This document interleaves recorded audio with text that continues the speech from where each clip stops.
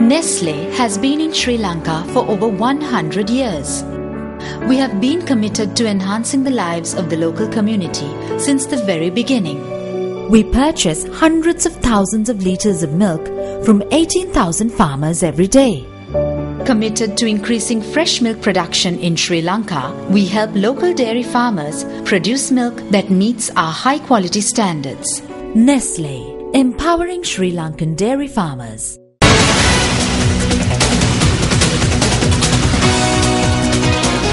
A very good evening. It's Sunday the 5th of October and welcome to News First Weekend. I'm Arundhati Mudanayake. Let's start off with a look at the stories making headlines this evening.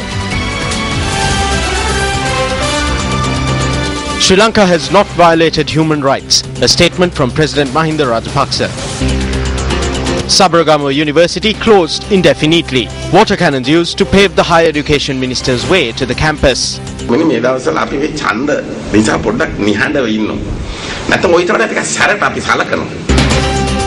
Ministerial Committee on Reducing the Cost of Living commences work.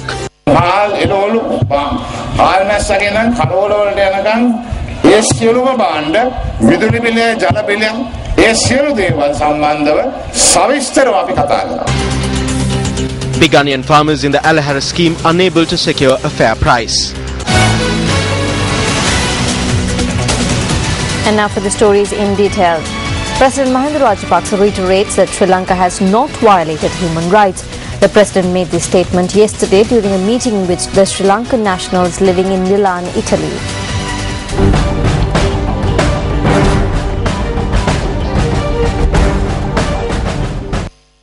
A large number of Sri Lankans residing in Italy had attended this meeting.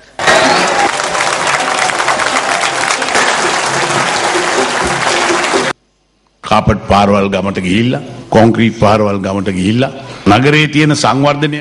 Roads in the villages have been carpeted or resurfaced with concrete. The development in the city has been taken to the village and the beauty of the village has been brought to the city.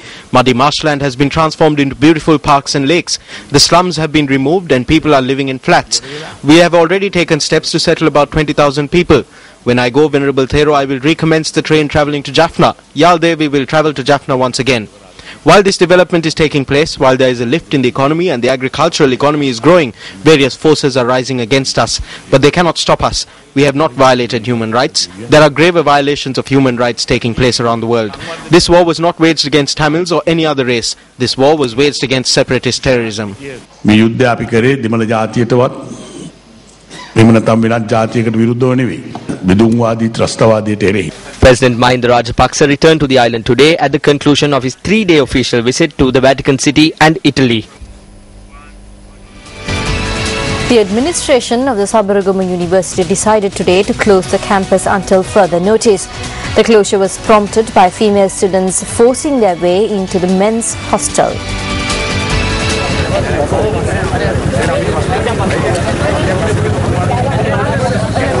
A tense situation has prevailed at the Sabaragamuwa University since this morning.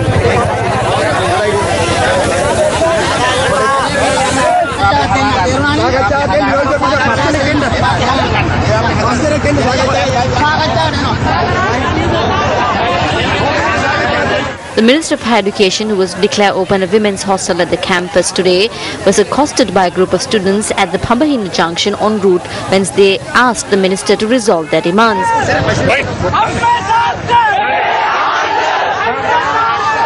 The students have been holding a satyagraha campaign here for 34 days.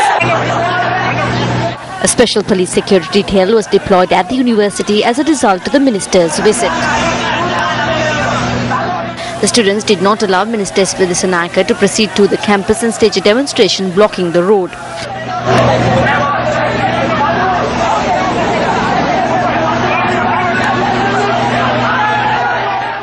Riot police fired water cannons to disperse students and clear a path for the minister.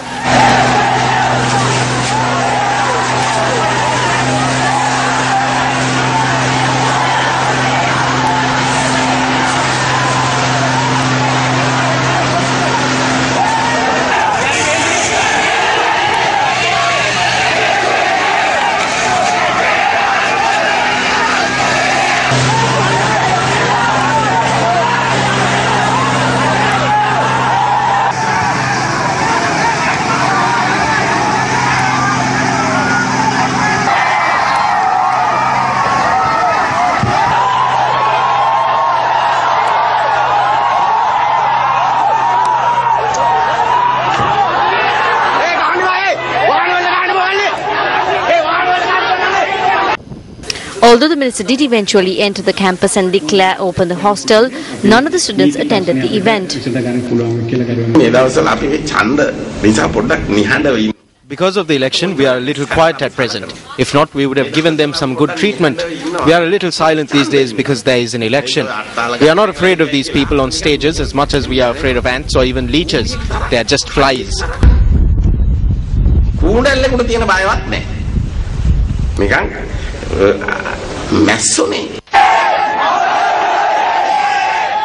The students remained at the Bhamahina junction awaiting the minister's return. They have suspended students from class and have taken democracy away from here. This building has been constructed at a cost of 400 million with many financial irregularities. There isn't even a drainage system.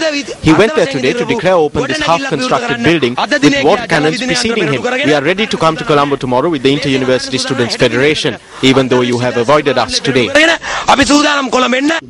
Following the event at the campus, the minister used an alternate route and avoided the students at the junction. A group of female students forced their way into the men's hostel at the Sabaragama University this afternoon. Vice Chancellor Professor Chandanape Udawatha noted that none of the female students had come to the women's hostel that was opened today. We have built these two hostels for first year and final year female students. Instead of coming to these hostels, the female students had gone to the male hostels at about 12:30. Therefore, in order to ensure discipline, I had to close the university indefinitely. The Ministerial Committee appointed to suggest ways to provide economic relief to the public has commenced its work. Minister K.D. Rambukwala, a member of the committee, stated that a mechanism will be enacted soon to reduce the price of goods. We discussed many topics in detail. We spoke about the price of rice, vegetables, sprats and dry fish. There is a minor complaint that the price of goods is high, even though the rest is all good. I think our president has heard this. We have taken a number of decisions. We have finished the war in the country. We are developing the country in terms of the economy. We will work towards finding a solution to the problem of the livelihood of people as the third step. We are not here to give false promises and win your votes. Nor are we going to come during election time, give a leaflet and then leave. The minister expressed these views while inaugurating several development projects in the Kundasala electorate in Kandy. Shortly after Minister Rambukwala's statement was telecast on the main news bulletin at 7 p.m. on our sister channel Sirius TV, we received this response.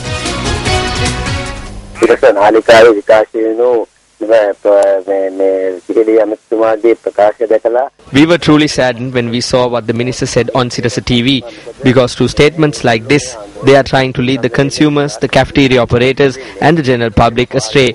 Because in truth, this is like when it was said that rice would be brought from the moon. The people will not receive any of the relief they are talking about. The minister can make as many statements as he wants, but the fact is that officials cannot implement these statements. If relief is being given on essential goods, then there must be a system for implementation.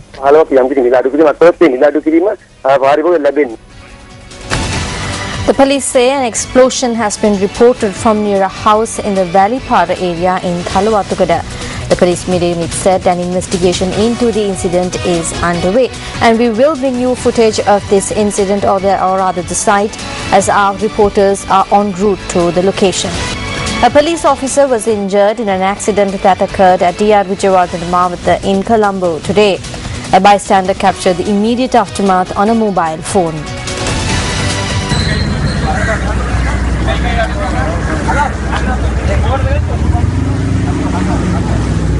The police say that the officer who had been riding a motorcycle from the Lake House roundabout towards Dali Road had gotten onto the pavement and had crashed into a wall.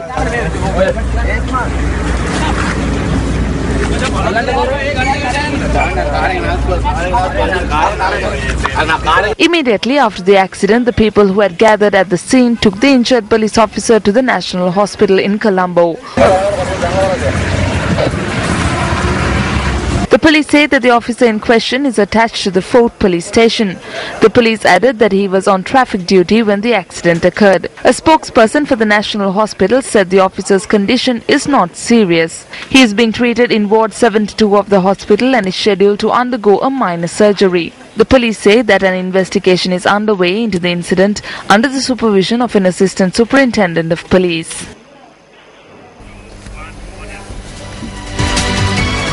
The police say an explosion has been reported from near a house in the Valipara area in Thalawatugada. The police media unit said an investigation into the incident is underway. And we now cross over to the visuals from the location via live DG technology, where our reporters are at the location. You are now witnessing the visuals of the explosion site where an explosion was heard near a house in the Valipara area in Thalawatugada.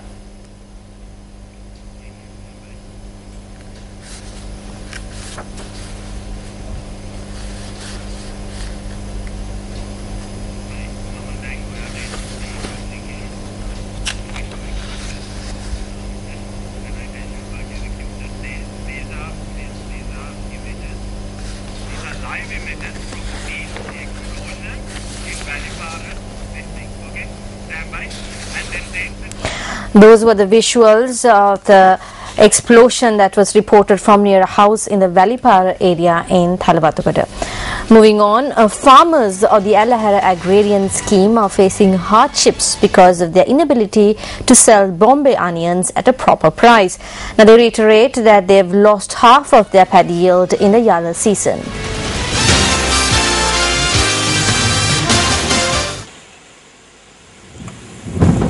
The farmers of the Alahara agrarian scheme lost close to 50% of their paddy yield due to the lack of water in the Yalla season.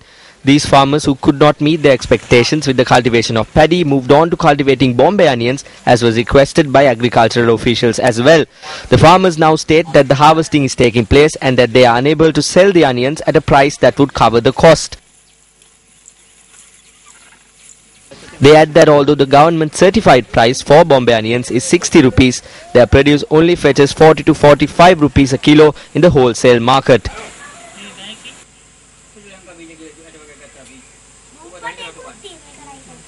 We have spent around 150,000 to 200,000 rupees on fertilizer. We buy fertilizer on debt. We must settle these debts. We are unable to settle our debts. We have mortgaged our paddy fields. All I am asking is for a certified price.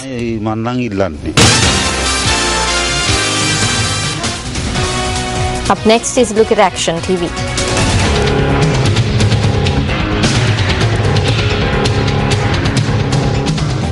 The owners of a majority of the multi-day trawlers that set out to sea from the Negombo and Dikkowita fisheries harbours are residents of Wennapua and surrounding areas. A majority of the fishermen who set out to sea on these trawlers are also residents of Wennapua. Usually about 5 fishermen set out to sea on a single multi-day trawler. The vessels, which travel between 800 and 1,200 nautical miles from the shore, spend more than a month at sea at times. Thereby, it is clear that a majority of the fishermen who set out on these vessels spend months at sea away from their families in Wennapua. The ability to maintain some sort of communication during this time gives some peace of mind not only to the fishermen but also to their families. Communication links are also essential to rescue fishermen from stricken vessels in the deep seas. A communication centre was established 32 years ago to provide both peace of mind and safety for the fishermen who thus set out to sea. The fishermen themselves voluntarily operate this centre. Their task is a simple one, to maintain a communication line with multi-day trawlers which are in the deep seas. At present, the fishermen who operate this centre have been made to console the people who come to them looking to communicate with their family members at sea.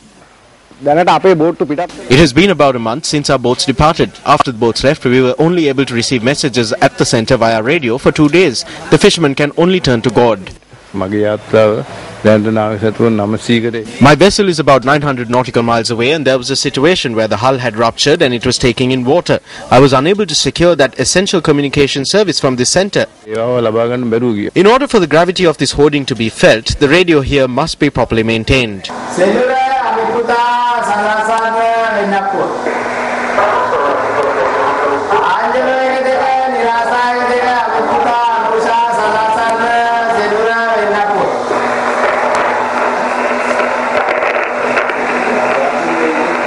The radio is about 10 to 12 years old. We asked that this be repaired on several occasions, but we have been unsuccessful.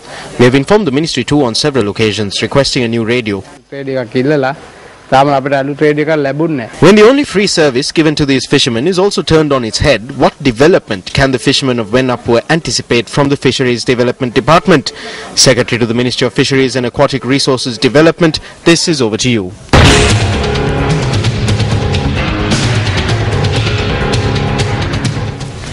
Floodwaters that came with the heavy rains experienced in Hittatiya Mathura 5 days ago are yet to recede in some areas. The Hittatiya area continues to be inundated. Our reporters say the stagnant floodwaters have raised health concerns and have caused residents to face many hardships.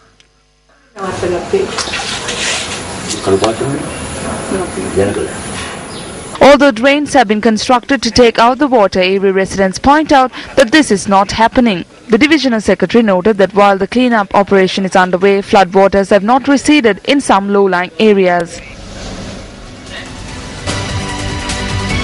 Florin Rajendran joins us now with the weather forecast. A very good evening and welcome to Weather First. Let's now take a look at the weather forecast for the next 24 hours. Showers or thunder showers will be experienced in the island during the afternoons or nights. Temporary localized strong winds can be experienced during thunder showers, and the general public is requested to take adequate precautions to prevent lightning-related activities. Now, meanwhile, showers or thunder showers will occur in the sea areas off the coast extending from Puttalam to Hambantota via Colombo and Galle. Now, the Met Department states that the sea areas will be rough due to thunder showers. A group of thugs have attacked and caused damage to a bus belonging to the chairman of the Mathura Passenger Transport Company.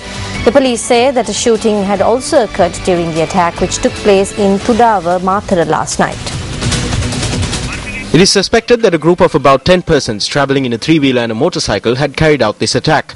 The bus had been parked at a business establishment belonging to the chairman of the company. The thugs had also attacked a guard at the business establishment who is currently receiving treatment in hospital. As soon as I opened the door, they took me inside and held an iron pole to my neck. Another masked individual, whose face was covered up to his mouth, put a pistol into my mouth. At that point, I asked why they were doing this. They told me to warn my boss not to cause any trouble for AC bus services on the highway. The group had attacked both the bus and a house. They broke the water line outside the house. Then they came inside and overturned 2 cupboards. Then they broke into the smaller cupboard where the money is kept, and they took 325,000 that was being kept to pay the lorries and another 3,000 rupees from the day's business. I heard a gunshot and I think they fired into the air. My teeth broke when they shot the pistol into my mouth. They had called one of my aides on his mobile phone and noted that if we interfered in the procedure of the National Transport Commission, then the owner would be killed. When my aide's phone is turned on, I can monitor it on my phone. Anyone who wishes can listen to the recording of that voice. When News First made inquiries, the police noted that investigations are underway into the incident. Ramdula Madhushankar, who was hospitalized after being shot on the night of the 22nd of July in Singapore, Kulunava, has passed away.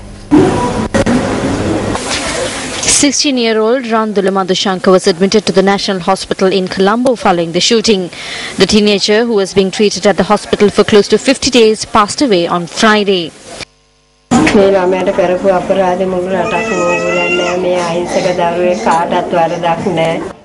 The boy's family says that Madhushankar was shot when he went to a shop near his house. He was to sit for his examinations this year. We sent him to the shop to buy some spreads. We asked the younger boy to go, but he said no, and so the elder brother took the money and went. They kept him at the shop for 1.5 hours. They looked on as the 2 shooters got out of the car and shot him and fled. Action must be taken. These innocent children should be going to work. Us parents have no peace of mind. One other person was killed in the shooting that occurred on the night of the 22nd of July. The police said the shooting was between 2 drug gangs. And now our special segment, Is It Solved?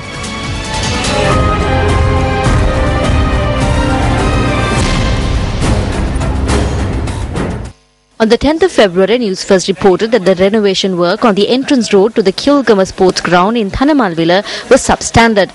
The Thanamalwila Pradeshya Sabha has acted on this matter and has taken steps to renovate the road appropriately. Resolved by the Thanamalwila Pradeshya Sabha.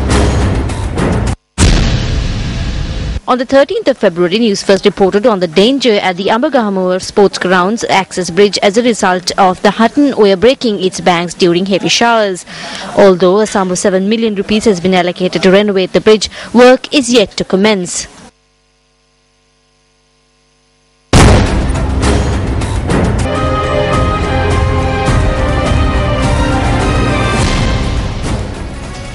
A Balamandala meeting of the United National Party was held in Kolonnawa yesterday. Here are a few views expressed at the meeting. Though people dress well, there are many who are troubled with economic problems. There are many who are unable to feed their children for more than 18 to 19 days from the monthly salary. Just take a look around and see how many families are suffering because they are unable to support their children's education. Please listen to your hearts and say whether anything was done to eradicate poverty. When we return from Monragal in the bus, we can fall asleep well. After a while, the bus moves on potholes and the vehicles start bumping. Then everyone knows that they have come to Kolonnawa. The story is true. The government can develop 14 of the 15 electorates in the Colombo district except Kolonnawa. Why were the roads not renovated? Why is the garbage mountain not removed?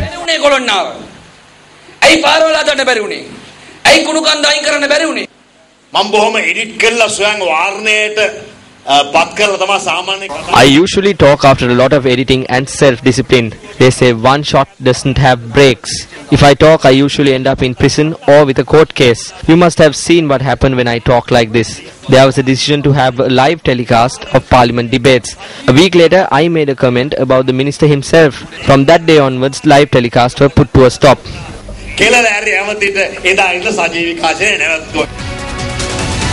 Democratic Party Councillor of the Western Provincial Council Susil Kindalpitia says a long-term program should be prepared to address the waste problem in Kolonnawa.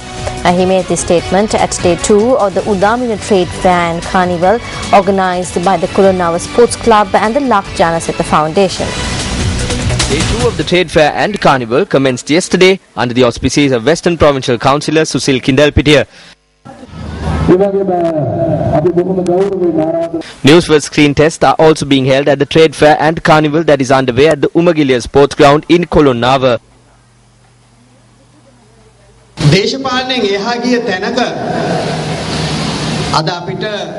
We must position ourselves in a stance that goes beyond politics. I make this statement with Kolonnawa in mind.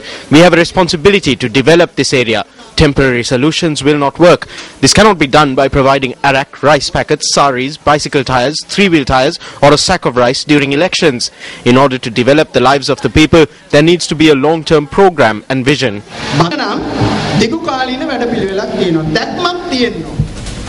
Today marks the final day of the Durga Utsav festival organised for the first time this year by the Colombo Durga Utsav Cultural Association. MTV and MBC are the media sponsors of this event. Durgotsav or Sharadotsav is an annual cultural festival in South Asia celebrating the triumph of goddess Durga over Mahishasura. Goddess Durga has been worshipped by the Hindus to invoke supreme power, epitomizing the triumph of all that is good over evil. The final day of Durgotsav was marked today at the new Khathiresan Hall in Colombo 4. Following religious observances this morning, the statues of the gods were taken in procession and set afloat on the sea. A cultural performance was also held at the new Khathiresan Hall in Colombo 4 yesterday.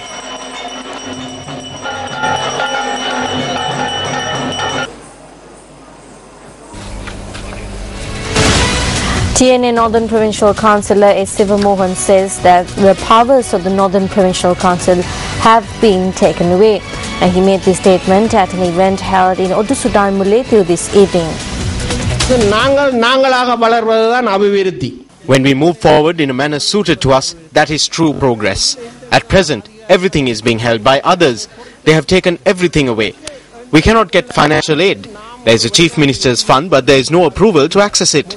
This is the situation in the north today. A mugger crocodile which struck fear into the people of Maharagama in Nadungama Gampaha was taken into the custody of wildlife officers today. Area residents in Maharagama had captured the mugger crocodile last night and had tied it up with the use of rope.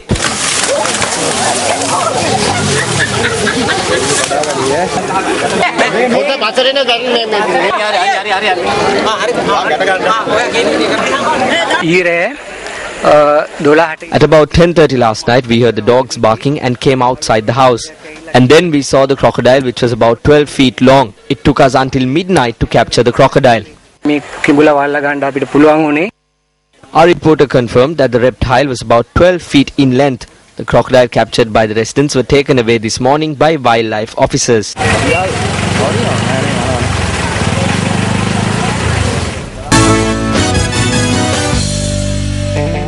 First up on Sports First tonight is the Sports Roundup. Kenya's Jeffrey Bergen won the Colombo Marathon in the men's category. Winfrida Bompapu, also of Kenya, won in the women's category. The marathon, which saw the participation of around 4,900 athletes, commenced from Colombo and ended in Negombo. The Sri Lankan cricket team, who won gold at the Asian Games, arrived in the island early this morning. This is incidentally the first time that Sri Lanka has won gold in the Asian Games in 12 years.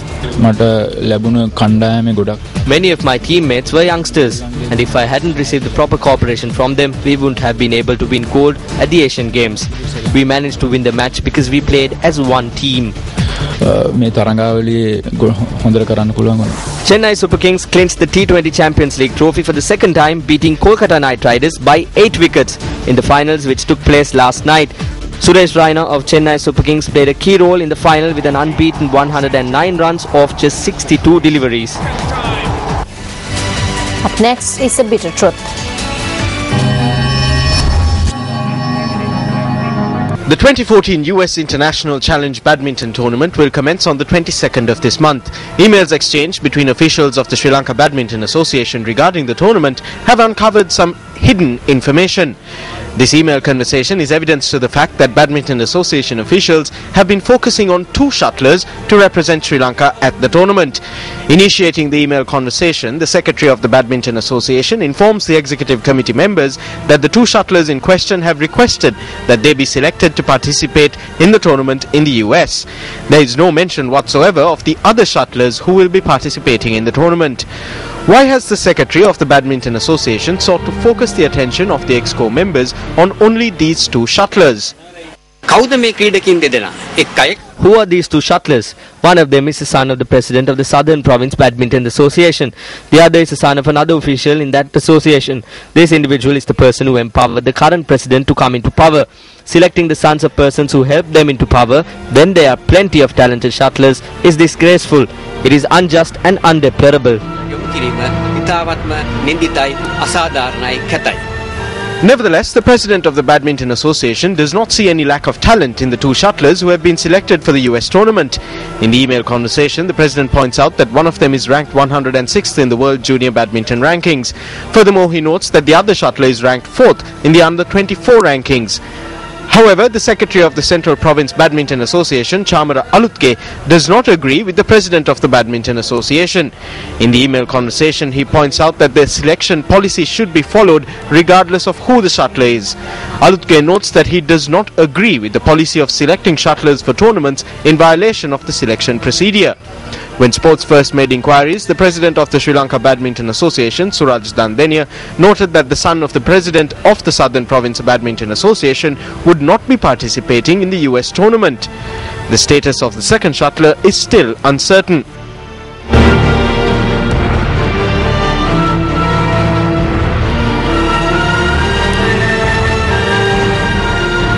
badminton ක්‍රීඩා සංගමේ ජාතික තේරීම් කමිටුවක් නැහැනේ. There is no national selection committee in the Badminton Association at present. Neither does the sports minister wish to appoint a national selection committee. Thereby, shuttlers are unable to display their skill and move forward. Notably, in some instances, shuttlers have been threatened. The way I see it, this is nepotism and authoritarianism.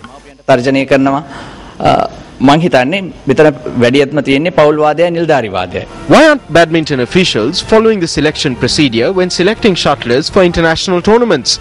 Are opportunities in badminton only given to the children of those with power and wealth? open for debate.